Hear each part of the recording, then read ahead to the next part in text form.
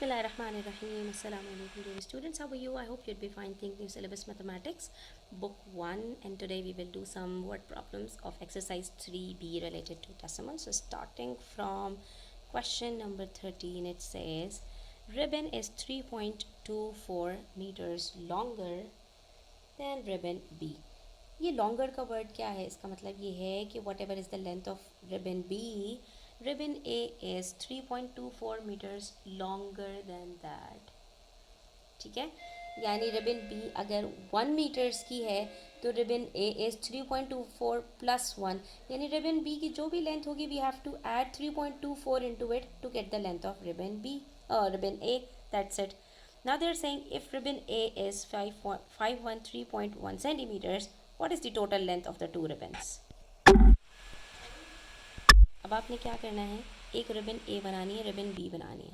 पहली बात ये, इन्होंने कहा ribbon A is longer than ribbon be, तो रिबन ए हमने लॉन्गर बनाई रिबन बी से. रिबन बी स्मॉलर है, रिबन ए लॉन्गर है. ठीक है, कितना लॉन्गर है? 3.24 मीटर्स, यानी इन दोनों के बीच में जो डिस्टेंस है, जो डिफरेंस है, वो 3.24 मीटर्स का है. पहली बात. ठीक है, सॉरी दूसरी बात, 3.24 मीटर्स का डिस्टेंस है, डिफरेंस है. ठीक है, यानी 3.24 बी जहाँ पे ख़त्म होता है उसके आगे 3.24 लगा दो तो ए यहाँ तक है. ठीक है, उसके बाद कह रहे हैं if ribbon A is 513.1 centimetres long. ओहो, मीटर और सेंटीमीटर का भी डिफरेंस है, तो यहाँ पे मीटर को कन्वर्ट कर लेते हैं सेंटीमीटर्स में. 3.24 multiply by 100 gives us 324 centimetres. इसका मतलब है दोनों के जो लेंथ में डिफरेंस है वो 324 सेंटीमीटर्स का, यानी रिबन ए रिबन बी से 324 सेंटीमीटर्स लॉन्गर है. ठीक है, ज़्यादा बड़ी है. और रिबन ए की आगे हमें बता रहे हैं कि भाई रिबन ए की टोटल लेंथ यहाँ से लेके यहाँ तक कितनी है? 513.1 सेंटीमीटर्स. तो रिबन ए इतनी लंबी है और रिबन ए रिबन बी से इतनी ज़्यादा लंबी है. तो what is the total length? Total length find करने से पहले हमें रिबन बी तो फाइंड करनी पड़ेगी ना. तो रिबन बी के बारे में अगर हम बात करें तो ribbon B is equals to, हमें इन्होंने सारी बातें रिबन ए के बारे में बता दी, रिबन बी के बारे में कुछ नहीं बताया. तो रिबन बी को हम यहाँ पे एनालाइज करेंगे कि if ribbon A is longer means ribbon B is smaller. ठीक है, शॉर्टर. ठीक है, रिबन बी शॉर्टर है. कितनी शॉर्टर है? उतनी ही शॉर्टर है जितनी रिबन ए लॉन्गर है. तो रिबन बी अगर शॉर्टर है तो कितनी शॉर्टर है? 3.24 मीटर्स. किससे? रिबन ए से. तो अगर इसमें से हम इसको सब्ट्रैक्ट कर दें, ये यहाँ से लेके यहाँ तक पूरी 513 है, जिसमें से यहाँ से लेके यहाँ तक का डिस्टेंस 3.24 है. तो अगर इस यहाँ से लेके यहाँ तक में से मैं ये सब्ट्रैक्ट कर दूँ तो मेरे पास क्या बचेगा? सिंपल ये बचेगा. ठीक है, तो हमने क्या करना है, इन दोनों को सब्ट्रैक्ट करना है. 513.1 माइनस 324. अब ये सब्ट्रैक्ट कैसे करना है? तो डेसिमल्स के रूल्स याद होने चाहिए. डेसिमल के नीचे हम डेसिमल रखते हैं 513.1 माइनस 324. यहाँ तो कोई डेसिमल है ही नहीं, तो यहाँ आएगा decimal, last digit, last whole number, and it would give us 1 minus 0 1. यहाँ से तो हो नहीं सकता माइनस. 13 minus 4 is 9. यहाँ से ये माइनस नहीं हो सकता. Will take carry. 10 minus 2 is 8 and it is 189.1. इसका मतलब है कि जो आपकी ये बी है, बी की जो लेंथ है दैट इज़ 189.1. सिंपल. ठीक है, अब इसको वेरीफाई कर लेते हैं सारी बातों को. ये हमें पता चल गया सेंटीमीटर्स में. और आगे हमसे क्या कह रहे हैं? Find the total length of the two ribbons. दोनों रिबन्स की लेंथ टोटल क्या है? प्लस करनी है हमने, तो इन दोनों को ऐड करेंगे तो टोटल लेंथ आ जाएगी. अब आप यहाँ पर देखो, इन्होंने हमसे कहा था रिबन ए रिबन बी से 3.24 सेंटीमीटर्स लॉन्गर है. तो रिबन ए अगर 189.1 है और ये रिबन ए से 324 सेंटीमीटर्स लॉन्गर है, तो इन दोनों को प्लस करके आंसर 513 आना चाहिए. तो बिल्कुल वही बात है, 189.1 को आप जब प्लस करेंगे 324 के साथ तो आपके पास आंसर 513.1 ही आएगा. अब बार बार इस क्वेश्चन की आप जब प्रैक्टिस करोगे तो आपको ये मेथड्स याद हो जाएंगे. नेक्स्ट हमने क्या करना है? सिर्फ ए प्लस बी करना है, and when we will add these two we will get the total length that is 513.1 plus 189.1. ठीक है, इन दोनों को बस आपने प्लस करना है and you will get the total answer that is 702.2. ठीक है, 189.1 में प्लस कर लेना 513 13.1. 1 + 1 2, डेसिमल के नीचे decimal. Here comes 702.2 and that's the final answer. Okay students, now let's talk about the next one. At a supermarket, broccoli and carrots are sold at PKR 42 per 100 grams. ठीक है, आप ये समझ लो एक पैकेट है, ठीक है, जिसके अंदर ब्रोकली है, उसका वेट 100 ग्राम्स है और उसकी प्राइस 42 है. यानी एक packet of 100 grams of broccoli cost $42 and one packet of carrot of weight 100 grams equals 20 pkr. ठीक है. How much will 1.1 kgs of broccoli and 870 grams of carrots cost? आपको यहाँ पर 1.1 kilograms of broccoli फाइंड करना है. अब इसके लिए आप दो मेथड्स यूज़ कर सकते हैं. एक यूनिटरी मेथड होता है, ठीक है, और दूसरा बिल्डअप मेथड होता है. ठीक है, तो अगर हम यूनिटरी मेथड की बात करें तो हमने क्या करना है कि हमारे पास 100 ग्राम्स की कॉस्ट दी हुई है और हमें निकालनी किसकी है, हमें 1.1 kgs की निकालनी है. ठीक है, तो अगर मुझे यहाँ पर 1 kg की कॉस्ट पता चल जाए तो हम इजीली यहाँ पर 1.1 kgs की भी निकाल सकते हैं. तो अब आप इसके लिए या तो ये कर लो कि $42 पर 100 ग्राम्स की कॉस्ट है, तो हम यहाँ पर कह सकते हैं 100 ग्राम्स कॉस्ट 42 pkr. तो 1 ग्राम cost 42 divided bye 100 that is 0.42. ठीक है, और 1.1 kg का मतलब कितना है, 1.1 into 1000 is equals to 1100 grams. ठीक है, तो हमें किसकी कॉस्ट निकालनी है, 1100 ग्राम्स की निकालनी है. तो हमारे पास क्या होगा, हमने 1 ग्राम की कॉस्ट निकाल ली. 1100 की ग्राम कॉस्ट निकालने के लिए हम क्या करेंगे, इसको मल्टीप्लाई कर देंगे. 1 ग्राम निकालने के लिए 100 से 1 निकालने के लिए डिवाइड करेंगे 100 से, और 1100 निकालने के लिए 1100 से मल्टीप्लाई कर देंगे 0.42 को. ठीक है, तो 0.42 को 100 से मल्टीप्लाई करो, 42 आंसर आता है. 42 multiply by 11 is equals to 462.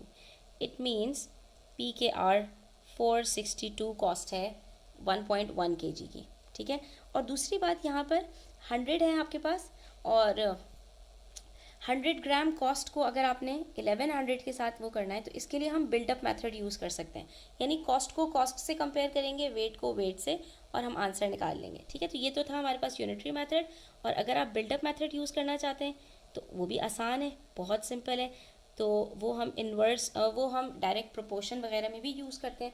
इसमें क्या है कि एक तरफ आपने रखा मास दैट इज़ 100 ग्राम्स. ठीक है, दूसरी तरफ you put the cost which is 42 pkr.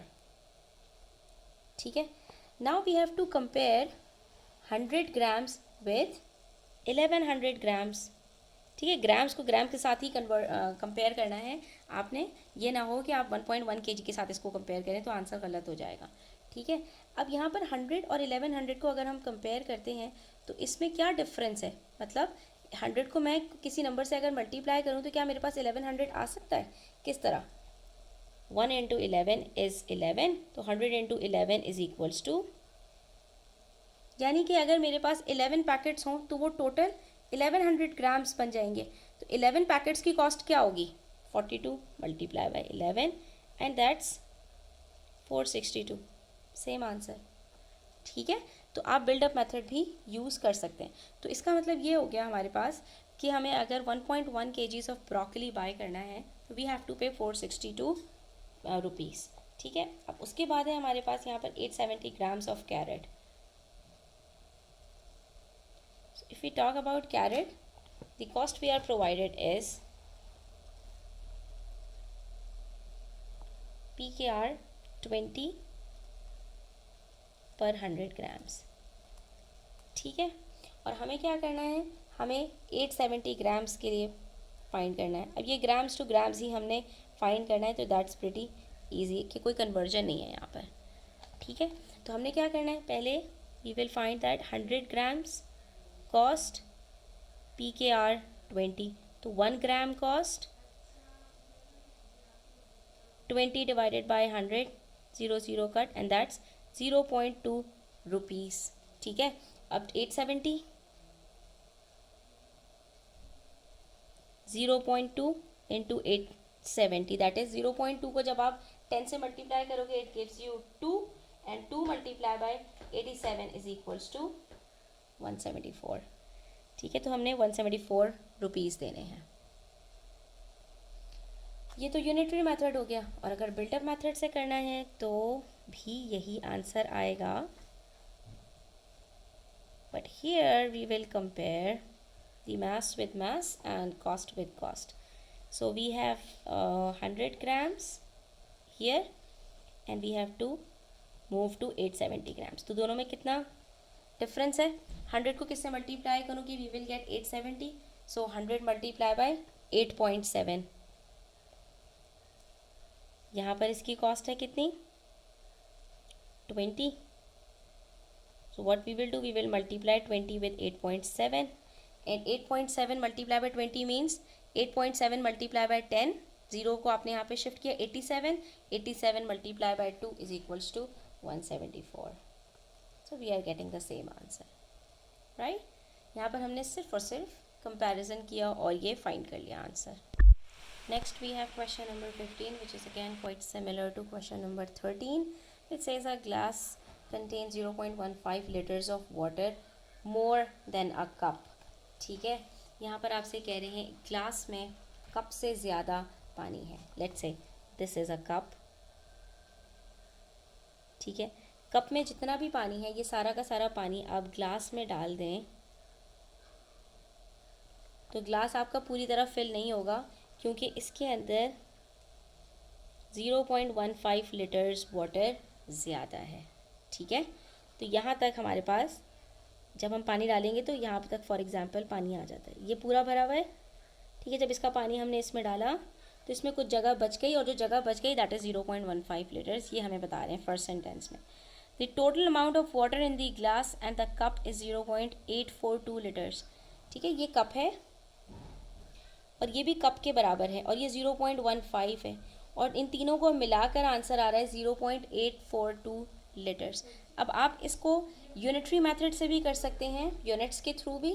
ठीक है, और आप इसको अलजेब्रा के थ्रू भी कर सकते हैं. ठीक है, ये total amount of water means C plus G is equals to 0.842. ठीक है, and we already know that G यहाँ पर हमारे पास किसके इक्विवेलेंट है? G is equals to C plus 0.15. ठीक है, इसके अंदर ग्लास में कप का पूरा पानी आ गया, उसके बाद भी 0.15 लीटर्स की जगह बाकी है, तो ग्लास को हम कह सकते हैं कि ये C प्लस 0.15 है. तो यहाँ पर जब G की जगह पर मैं अगर C प्लस 0.15 रख दूँ और इसको अब सॉल्व करूँ तो I will get the same answer. That is I will get the value of how much capacity is of the cup. तो C plus C becomes 2C और 0.15 को I will move to the other side. ठीक है, तो 0.842 minus 0.15 which is 0.7. oh sorry, here we will have 14 minus 5 9 and 7 minus 1 6, so that's 0.692. 2 cup के अंदर total पानी 0.692 litres आ सकता है. तो एक कप में कितना आएगा? 0.692 divided by 2. We will then divide it by 2 to get the final answer.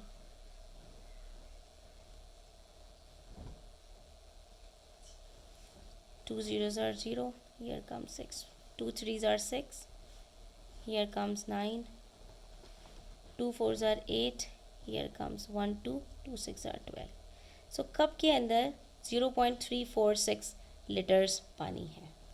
ठीक है, and what do we have to find? How much water is there in the cup. Cup में कितना पानी है ये पता चल गया हमें. Express your answer in millilitres. Millilitres में आंसर डालना है, तो 1 litre is equals to 1000 milliliters. So if the answer is in liters, we can convert it to milliliters by multiplying it with 1000. 1000 से मल्टीप्लाई करेंगे तो decimal will move 3 places forward and it gives us 346 millilitres. तो cup के अंदर जो पानी है that is 346 millilitres. और अगर आप इसको यूनिटरी मेथड से करना चाहते हैं, जैसे ग्रेड 5 में NSPM 5 में हम ये करते थे क्वेश्चंस, तो भी आप इसको कर सकते हैं कि first statement says a glass contains 0.15 litres of water more than a cup. तो let's say this is a cup,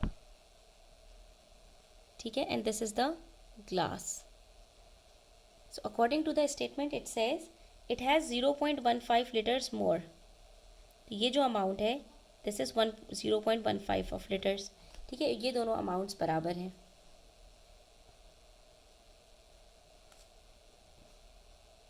ये भी कप है, ये भी कप है, कप से 0.15 लीटर्स ज़्यादा है।